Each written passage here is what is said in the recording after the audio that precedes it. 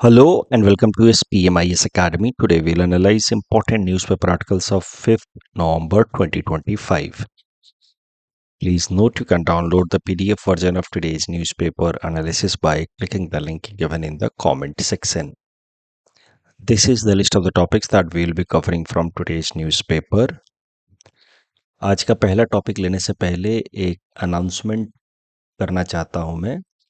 कल YouTube पे मृदुल sir ने एक वीडियो रिलीज किया था जिसमें उन्होंने बताया कि we are going to launch a new 45 days programme, जिसके अंतर्गत आप जो डेली आंसर लिखते हैं न्यूज़पेपर एनालिसिस में, जिन प्रश्नों का मैं क्वेश्चन देता हूं उनका, उस आंसर का इवैल्यूएशन का मेथड हम थोड़ा चेंज कर रहे हैं। आप जैसे पीडीएफ में लिख करके आंसर्स को अपलोड करते हैं पीडीएफ फॉर्म में, और फिर हम लोग रिटन फॉर्मेट में आपको फीडबैक प्रोवाइड करते हैं। उससे थोड़ा डायनामिक तरीके से और बेहतर तरीके से आपको फीडबैक प्रोवाइड करने के लिए मृदुल सर ने लॉन्च किया ये VEDA program, video evaluation for daily answer. इसके अंतर्गत आप जो डेली आंसर लिखेंगे उसको आप सबमिट करेंगे। सबमिट करने के बाद हम लोग आपको शॉर्ट वीडियो फॉर्म में आपके आंसर्स के ऊपर फीडबैक प्रोवाइड करेंगे। इससे क्या है कि इंटरैक्शन थोड़ा डायनामिक होगा, आपकी understanding about flaws in your answer and the scope for improvement would be better. तो next time you will be able to write better answer. ये इनिशिएटिव हमने पहले भी इम्प्लीमेंट किया हुआ है for those who were writing mains this year. हर साल ही जो मेंस लिखने वाले स्टूडेंट्स होते हैं उनके लिए इस तरीके का हम लोग इवैल्यूएशन प्रोसेस फॉलो करते हैं। तो हमारा एक्सपीरियंस है कि इससे काफ़ी फ़ायदा होता है। तो इस कारण से आप सबके लिए जो अगले साल मेंस लिखने की प्लानिंग कर रहे हैं उनके लिए ये प्रोग्राम हमने लाया है। इस प्रोग्राम के अंतर्गत कैसे आप अपना आंसर सबमिट कर सकते हैं, वो तमाम प्रोसीजर आज के इस न्यूज़पेपर एनालिसिस वीडियो के कमेंट सेक्शन में लिंक के फॉर्म में मैं प्रोवाइड कर दूंगा। तो enrolment link for this programme will be provided in the comment section. ठीक है, तो अभी तक जैसे आंसर लिख रहे थे आप, पीडीएफ बस सबमिट करते थे, फीडबैक मिलता था चेक हो करके। अब उसका तरीका थोड़ा बदलेगा फॉर 45 डेज। इससे क्या है कि थोड़ा बेहतर तरीके से आंसर आपका चेक हो पाएगा। अब चलते हैं आज के पहले टॉपिक की तरफ। First topic is about Shah Bano case of 1985। GS paper 1 post independence history and GS पेपर 2 इंडियन पॉलिटी पर्सपेक्टिव से इंपॉर्टेंट हो सकता है ये टॉपिक। करेंट कॉन्टेक्स्ट ये है कि एक फिल्म आने वाली है जिसका नाम है हक। इस फिल्म में शाह बानो केस के बारे में दिखाया गया है, तो उसको लेकर के काफ़ी कंट्रोवर्सी हो रही है। शाह बानो जी की डॉटर ने हाल फिलहाल में एक पिटीशन फाइल किया है इस फिल्म के ऊपर रोक लगाने के लिए। तो वो सब बातें इंपॉर्टेंट नहीं है एग्जाम पर्सपेक्टिव से। एक बार जरा इंपॉर्टेंट जो फैक्ट है या पॉइंट है कि क्या था शाह बानो केस, उसके अंदर क्या क्या मेन कंसर्न्स थे, उसको यहाँ पे हम लोग देख लेते हैं। तो Shah Bano Begum was a 62-year-old Muslim woman, Indore की रहने वाली थी, and she was divorced by her husband Mohammad Ahmad Khan in 1978। तो after 43 years of marriage she was divorced. तो कितने लंबे समय तक she was with her husband, dependent on her husband. She was mother of 6 children as well. तो पूरी तरीके से अपने हस्बैंड पे डिपेंडेंट होने के बाद एकाएक से उनको 40-42 साल के मैरिज के बाद डिवोर्स दे दिया जाता है। So she had no means, economic means for survival on her own. उसके लिए स्टार्टिंग में तो उनके हस्बैंड ने एक स्मॉल मेंटेनेंस अमाउंट पे किया फॉर फ्यू डेज, उसके बाद वो अमाउंट भी उन्होंने रोक दिया। जब शाह बानो जी के पास कोई ऑप्शन नहीं बचा सर्वाइवल का, then she filed a petition under section 125 of CrPC 1973 which obligates a man to maintain his wife if she cannot support herself। तो एक कानून है जिसके अंतर्गत मैन को अगर अपनी वाइफ को डिवोर्स देते हैं तो उसके बावजूद भी कुछ मॉनेटरी सपोर्ट प्रोवाइड करना होगा अगर वो इकोनॉमिकली सेल्फ सस्टेनेबल उनकी वाइफ नहीं है। तो अब ये जब केस फाइल किया गया तो ultimately this matter went to the Supreme Court. और सुप्रीम कोर्ट, जैसा कि आपको पता है, वो इंडिविजुअल डिस्प्यूट के केसेस नहीं लेती है। सुप्रीम कोर्ट वही सारे मामले लेती है इन जनरल जिसमें कोई substantial interpretation of the constitution required होता है। तो इस मामले में भी कॉन्स्टिट्यूशनल इंटरप्रिटेशन की रिक्वायरमेंट थी, क्योंकि एक तरफ एक कानून है सेक्शन 125 ऑफ सीआरपीसी, दूसरी तरफ मुस्लिम पर्सनल लॉ है, तीसरे तरफ एक फंडामेंटल राइट है किसी भी विमेन का कि उसको उसके लिए सारे जो कानून हैं वो अवेलेबल होने चाहिए। She must be protected under the law. तो एक जनरल सा लॉ है, आर्टिकल या जनरल सा राइट है, आर्टिकल 14 कहता है। तो आर्टिकल 14 राइट टू इक्वालिटी की अगर बात की जाए तो उस पर्सपेक्टिव से ये मामला फंडामेंटल राइट का भी बनता है। क्योंकि ये जो फिल्म आ रही है, पूरा मामला समझाने के लिए मैं आपको ये बात कह रहा हूँ। जो फिल्म आ रही है इसका ट्रेलर मैंने देखा आज। तो इस ट्रेलर में Yami Gautam, who is perhaps playing role of Shahbano, वो कहती हैं कि मैं एक मुस्लिम महिला बाद में हूँ, मैं एक भारत की नागरिक पहले हूँ। तो सी इज बेसिकली सेइंग कि भारत का जो कानून है सेक्शन 125 सीआरपीसी, वो मेरे केस में पहले एप्लीकेबल होना चाहिए because I am an Indian citizen.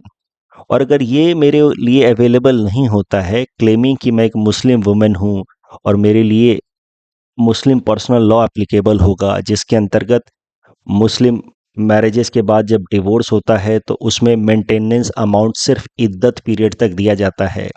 इद्दत period is the waiting period a Muslim women must observe after her divorce before she can remarry. और इद्दत पीरियड जनरली 3 महीने का होता है। तो मुस्लिम पर्सनल लॉ के हिसाब से 3 महीने तक, यानी कि इद्दत पीरियड तक ही मेंटेनेंस देने का प्रोविजन है।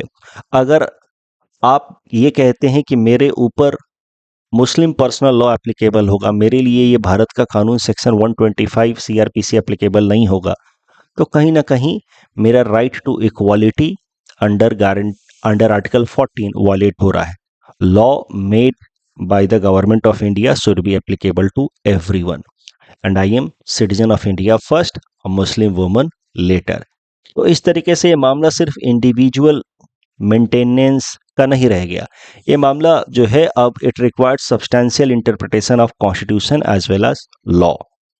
सुप्रीम कोर्ट ने इस कारण से इस मामले को लिया और सुप्रीम कोर्ट ने फैसला सुनाया कि इस पर्टिकुलर केस में भी section 125 of CrPC will be applicable. Section 125 of CrPC क्या कहता है कि man has to give maintenance to his wife if she can not support herself. तो even if the husband is Muslim, the person is liable to pay maintenance amount to his divorced wife। और Supreme Court ने ये कहा कि इस particular मामले में तो इस्लामिक लॉ और सीआरपीसी 125 के बीच में भी कोई डिस्प्यूट नहीं है, क्योंकि कुरान में भी साफ साफ लिखा हुआ है that a man should provide for his divorced wife. तो कोई कन्फ्लिक्ट है ही नहीं सीआरपीसी और इस्लामिक प्रिंसिपल्स में। सुप्रीम कोर्ट ने कहा ये बस कन्फ्लिक्ट दिखाने की कोशिश की जा रही है कि इस्लामिक प्रिंसिपल्स के हिसाब से मेंटेनेंस का अमाउंट नहीं दिया जाना चाहिए बियॉन्ड इद्दत पीरियड, बट कुरान तो कहता है कि if a woman is divorced and she is not able to sustain herself, तो man should provide her some basic support. तो इसमें कोई डिस्प्यूट नहीं है। लेकिन ये मामला जो है सुप्रीम कोर्ट के फैसले के बाद इसमें कई सारे और पॉलिटिकल रिएक्शंस आए। जो मुस्लिम क्लेर्जी हैं या मुस्लिम ऑर्थोडॉक्स ऑर्गेनाइजेशंस हैं, उन्होंने खूब प्रोटेस्ट किया सुप्रीम कोर्ट के इस फैसले के खिलाफ। उन्होंने कहा कि this judgement is an attempt to interfere into Muslim personal law and attack on their religious identity. उनका कहना था उस वक्त 1986 की बात है, ये 1985-86 की, कि इस्लामिक शहरियत लॉ के हिसाब से the maintenance amount should not be paid beyond इद्दत पीरियड। अब ये जब पॉलिटिकल रिएक्शंस स्ट्रॉन्ग तरीके से आने लगे, मुस्लिम जो ऑर्थोडॉक्स कम्युनिटी है वो प्रोटेस्ट करने लगे अगेंस्ट सुप्रीम कोर्ट जजमेंट, तो उस टाइम की राजीव गांधी जी की जो सरकार थी, he was prime minister at that time, उन्होंने in order to pacify these orthodox Muslim organisations एक कानून लाया, Muslim woman protection of rights on divorce act 1986। कानून का नाम सुन करके लगेगा कि मुस्लिम वुमेन के इंटरेस्ट को प्रोटेक्ट करने के लिए है, बट असल में ये कानून सुप्रीम कोर्ट के फैसले को नलीफाई कर देता है। बहुत बार सुप्रीम कोर्ट जो फैसला सुनाती है, उस फैसले को इम्प्लीमेंट करने के लिए फिर पार्लियामेंट अलग से कानून ला देती है ताकि उस फैसले को और इन्फोर्सेबिलिटी मिले। जैसे ट्रिपल तलाक को पहले बैन किया सुप्रीम कोर्ट ने, और फिर भारत सरकार ने ट्रिपल तलाक बैन से संबंधित कानून लाया। तो बहुत बार तो ऐसा होता है, लेकिन कभी कभार कैसा होता है कि सुप्रीम कोर्ट कुछ फैसला सुनाती है और उस फैसले को रिवर्स करने के लिए पार्लियामेंट कुछ उल्टा ही कानून बना देती है, जो इस केस में हुआ।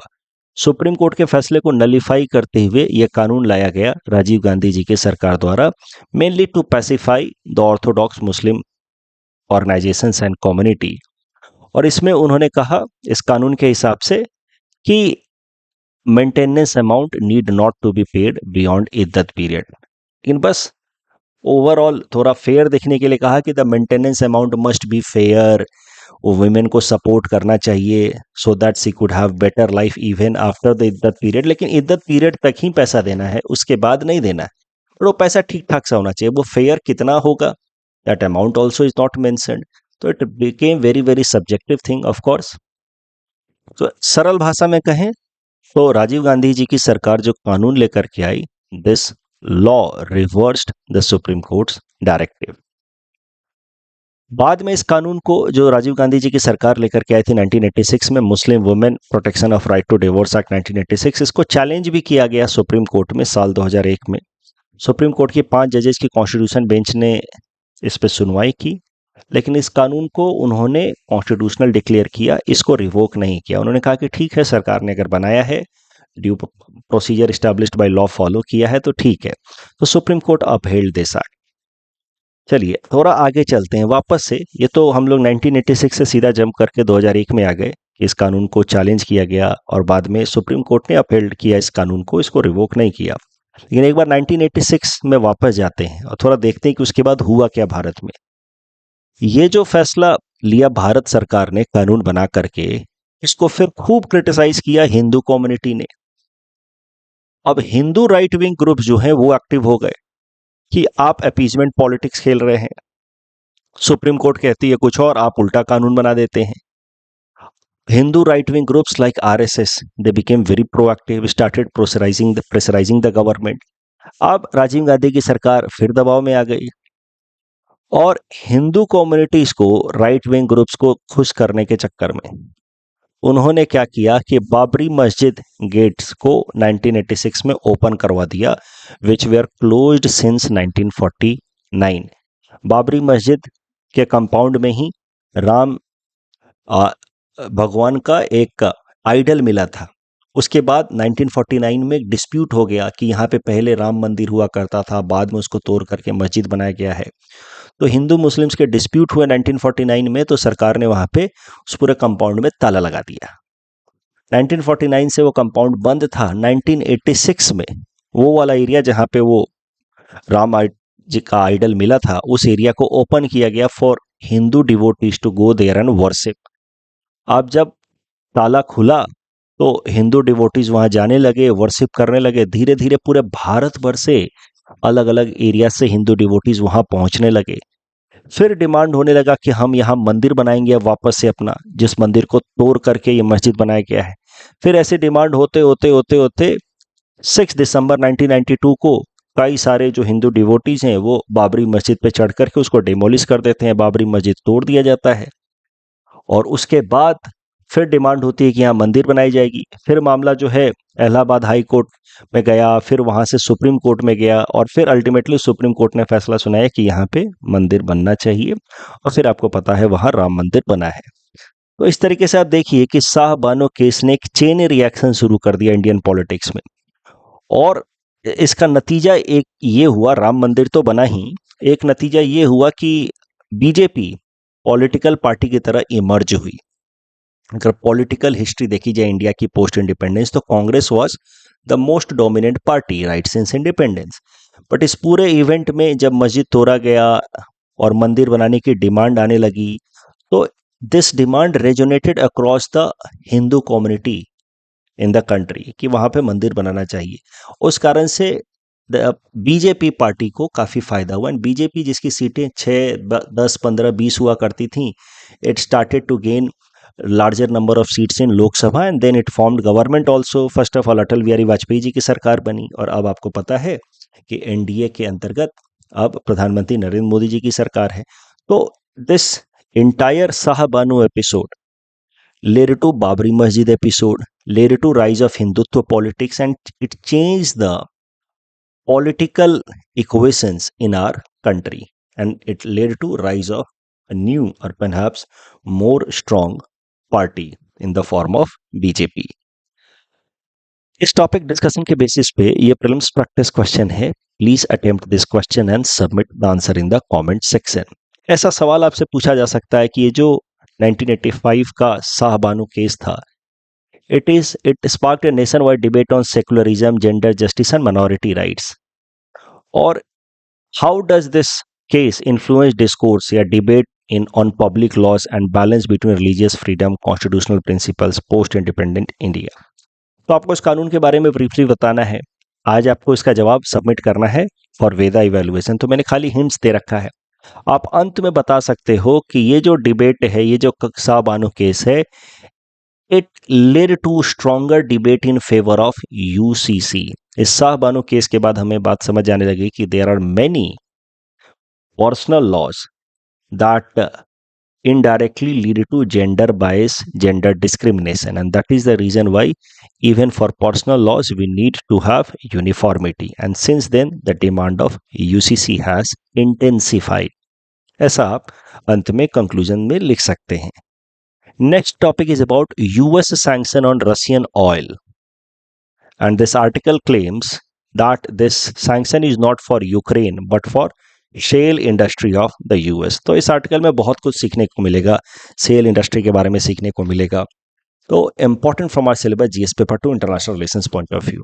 हुआ क्या कि हाल फिलहाल में अमेरिका ने रसिया बेस्ड 2 बड़ी oil company Rosneft and look oil के ऊपर सैंक्शंस लगा दिए।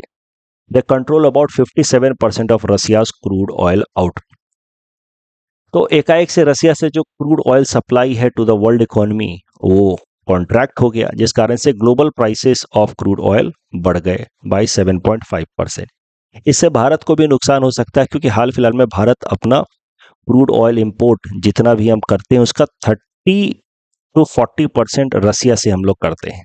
अब रसिया से जब सप्लाई डिसरप्ट होगी तो भारत के अंदर भी क्रूड ऑयल इंपोर्ट में डिसरप्शन देखने को मिल सकता है। So India will have to look for new strategy. India will have to perhaps go back to its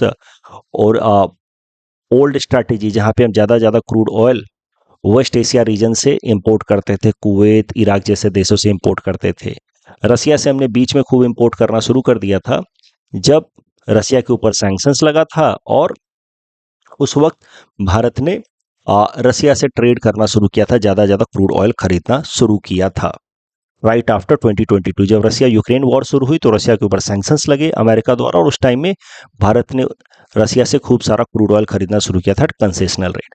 उस टाइम में अमेरिका के सैंक्शंस को भारत ने वायलेट किया था, लेकिन इस बार अमेरिका के सैंक्शन को इंडिया इज टेकिंग सीरियसली, और चूंकि भारत और अमेरिका के बीच में भी काफी अभी ट्रेड एग्रीमेंट साइन होने वाला है, अभी हाल फिलहाल में डिफेंस एग्रीमेंट भी हमने साइन किया। अमेरिका ने हमें थोड़ा सहूलियत भी दे दिया, कहा चाबहार पोर्ट के लिए आपके ऊपर सैंक्शंस नहीं लगाएंगे, वेवर दे दिया है। तो अभी के लिए हम लोग अमेरिका के जो सैंक्शन हैं रशियन ऑयल प्रोड्यूसिंग इंडस्ट्रीज के ऊपर, उस सैंक्शन को रेस्पेक्ट करने वाले हैं, और इस कारण से रसिया से हम लोग क्रूड ऑयल को हम लोग थोड़ा इंपोर्ट रिड्यूस करने वाले हैं। So again we will go back to our traditional crude oil suppliers from Middle east.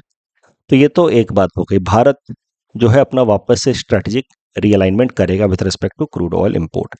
लेकिन ये जो आर्टिकल है अजय श्रीवास्तव जी लिखते हैं, वो कहते हैं कि देखिए ये जो क्रूड ऑयल सप्लाई के ऊपर रिस्ट्रिक्शन लगाया है अमेरिका ने from Russia, it is not to support Ukraine, कि रसिया ने यूक्रेन पे अटैक किया इस कारण से रसिया के ऊपर हम सैंक्शंस लगा रहे हैं, ये तो बस एक बहाना है। The real motive is to support and give boost to US shale oil industry. तो अब थोड़ा समझते हैं कि शेल ऑयल होता क्या है, फिर समझेंगे कि इसमें यूएस का इंटरेस्ट क्या है। देखिए, शेल ऑयल का मतलब होता है टाइट ऑयल। टाइट ऑयल किस सेंस में समझिए, तो हम लोग क्या करते हैं, क्रूड ऑयल या नेचुरल गैस एक्सट्रैक्ट करते हैं from beneath the earth surface. अब जो ट्रेडिशनल क्रूड ऑयल या नेचुरल गैस रहता है वो कैसे रहता है कि सबसे ऊपर तो मान लीजिए कि सॉइल है, सॉइल एंड सैंड है, उसके नीचे फिर बड़े बड़े इस तरह के बोल्डर्स हैं, उनके नीचे फिर रॉक्स होते हैं। अगर हम अर्थ को देखें क्रॉस सेक्शनल फॉर्मेट में, अर्थ के क्रस्ट को देखें, तो सॉइल है, फिर बड़े बड़े बोल्डर्स हैं, पत्थर, और फिर उसके नीचे हैं रॉक्स।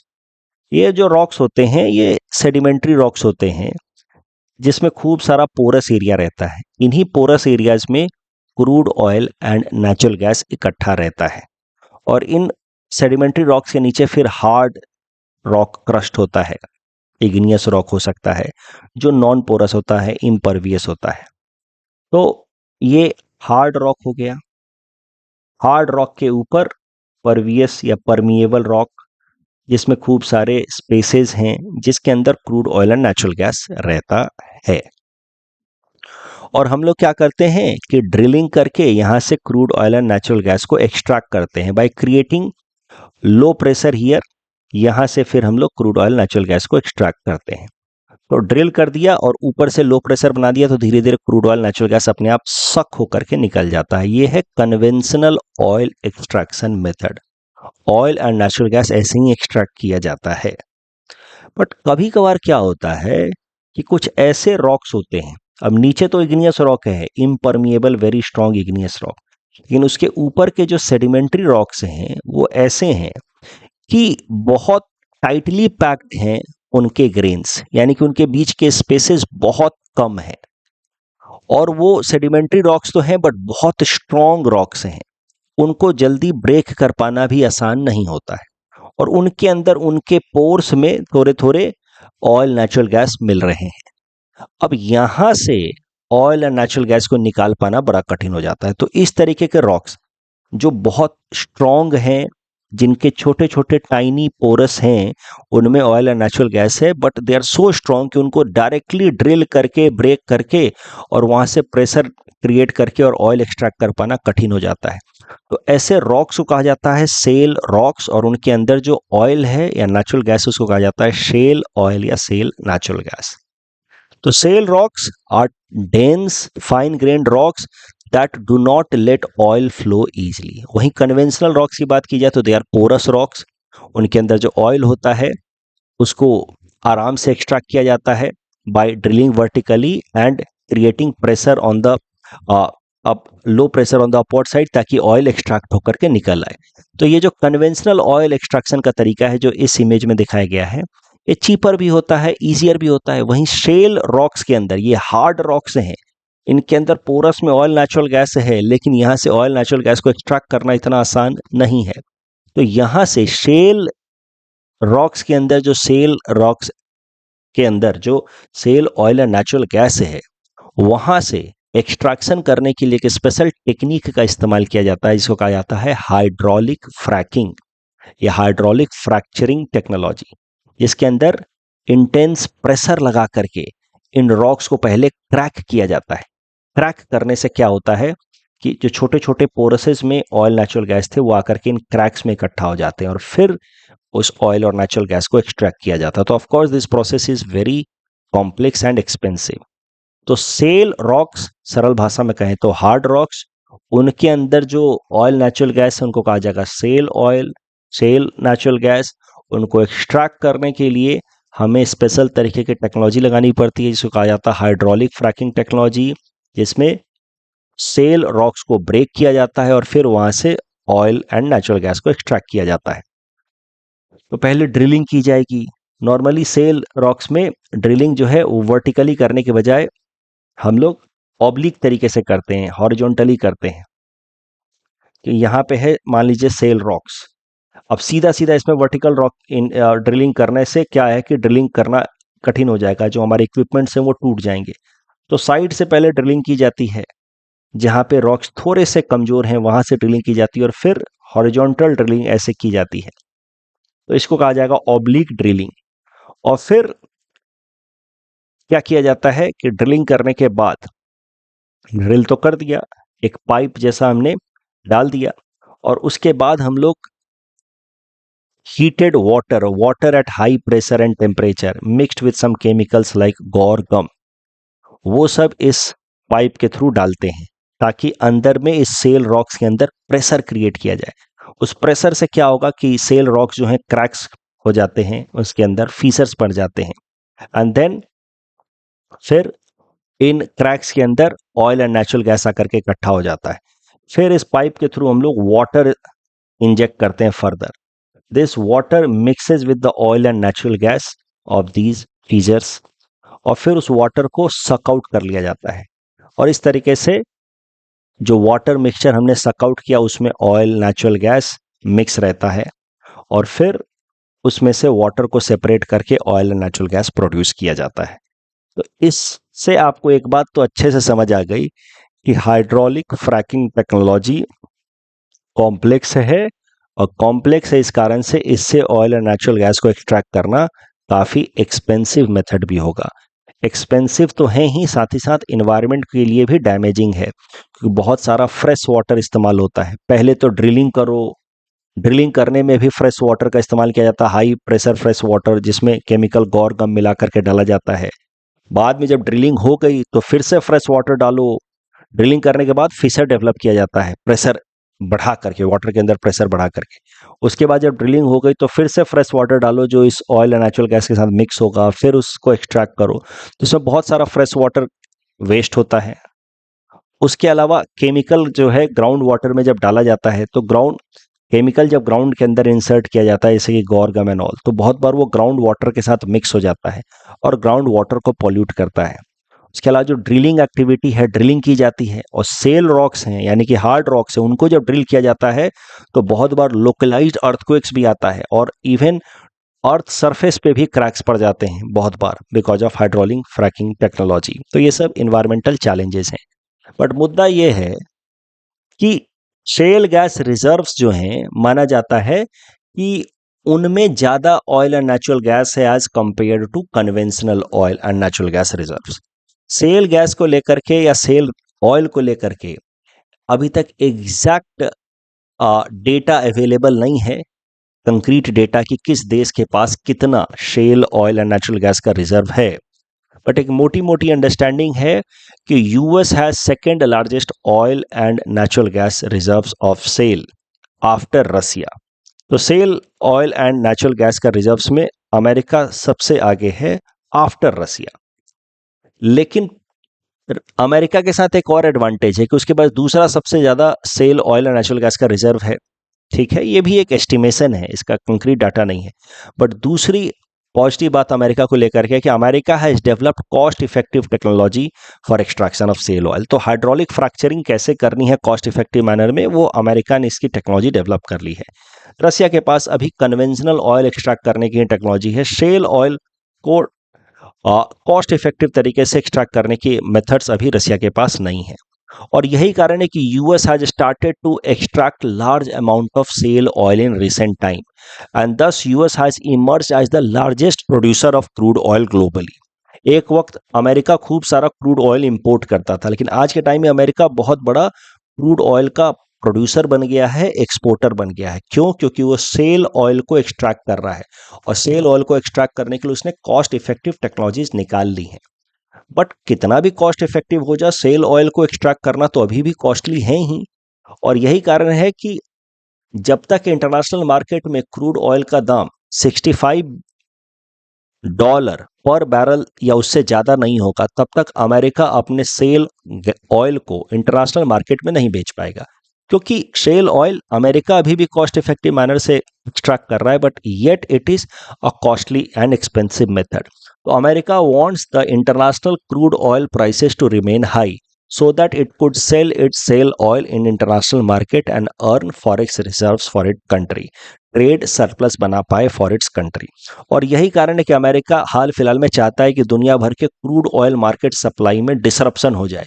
कभी रसिया पे बैन लगा दो, कभी ईरान पे बैन लगा दो, कुछ कुछ कर दो, ताकि क्रूड ऑयल का मार्केट में प्राइस बढ़ा रहे, जिससे वो अपने सेल ऑयल को बेचता रहे इन प्रॉफिटेबल मैनर और उसको ट्रेड सरप्लस होता रहे, फॉरेक्स रिजर्व की कमाई होती रहे। ऐसा बताया गया है इस आर्टिकल के अंदर। तो इस टॉपिक डिस्कशन के बेसिस पे हमने हाइड्रोलिक फ्रैक्चरिंग के बारे में सीखा, अमेरिका के बारे में देखा कि कैसे अमेरिका एक ऑयल इंपोर्टर से ऑयल एक्सपोर्टर देश बन चुका है। और इस डिस्कशन के बेसिस पे प्रीवियस प्रैक्टिस क्वेश्चन है, please attend this question and submit the answer in the comment section.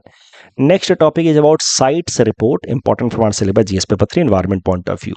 पहले समझते हैं साइट्स के बारे में। CITES is an international organisation which stands for, CITES is basically an international convention, यानी कि इंटरनेशनल लॉ है। उस लॉ को इंप्लीमेंट करने के लिए साइट सेक्रेटेरिएट बनाई गई है, जो एक इंटरनेशनल ऑर्गेनाइजेशन होगी।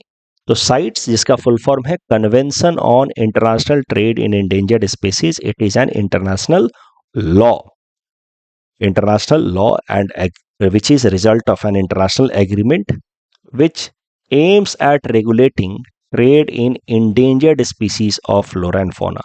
तो जो भी पेड़ पौधे या जानवर पक्षी जिनके पॉपुलेशन पे सर्वाइवल पे खतरा है, उनका इंटरनेशनल ट्रेड ट्रांसपेरेंट तरीके से हो, रिस्ट्रिक्टेड तरीके से हो, ताकि उनकी फर्दर पॉपुलेशन डिक्लाइन ना हो।